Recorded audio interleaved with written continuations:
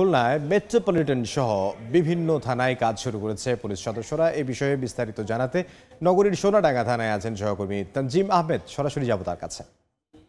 স্থবিরতা, সপ্তাহ জুড়ে বিভিন্ন পুলিশ লাইনে 11 দফা দাবিতে বিক্ষোভ। এরপরে দেশের সর্বোচ্চ নীতি নির্ধারণী মহল থেকে তাদের দাবি আদায়ের আশ্বাস, দাবি পূরণের।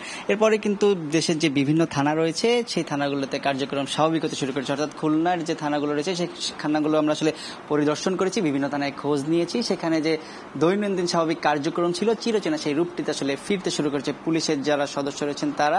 এবং থানাগুলোতে যে কার্যক্রম সেই কার্যক্রমটি চলছে। সকালে আমরা বিভিন্ন জায়গায় ঘুরেছি, সেখানে সাধারণ মানুষের যে বিভিন্ন অভিযোগ রয়েছে সেই অভিযোগগুলো নিয়ে তারা থানাতে আসতে শুরু করেছেন।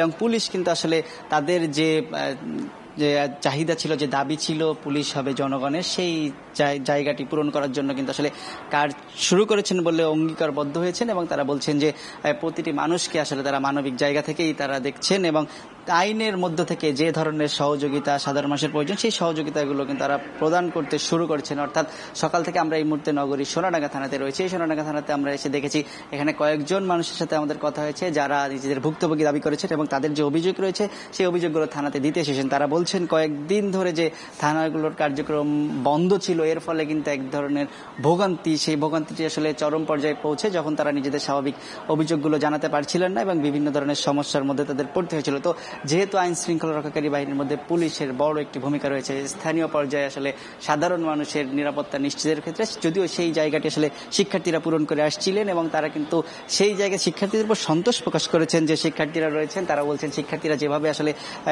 ঢেলে সাজাতে চাচ্ছেন পুরো সেই বিষয়টিকে আসলে পুলিশকে সক্রিয় হতে হবে এবং শিক্ষার্থীদের যে তাদের যে আন্দোলনের যে তাদের দাবিগুলো ছিল সেই জায়গাগুলো যেন পূরণ হয় এবং একই সাথে শিক্ষার্থী, পুলিশ, ছাত্র জনতা সবাই মিলে যেন একটি সুখী বাংলাদেশ গড়তে পারে সেই বিষয়ে কিন্তু বদ্ধপরিকরের কথা জানিয়েছেন খুলনার যে পুলিশ কর্তা রয়েছেন তারা। তো খুলনায় থানার যেসব কার্যক্রমগুলো শুরু হয়েছে এবং কার্যক্রমের যে খবর আমার কাছেই ছিল সর্বশেষ।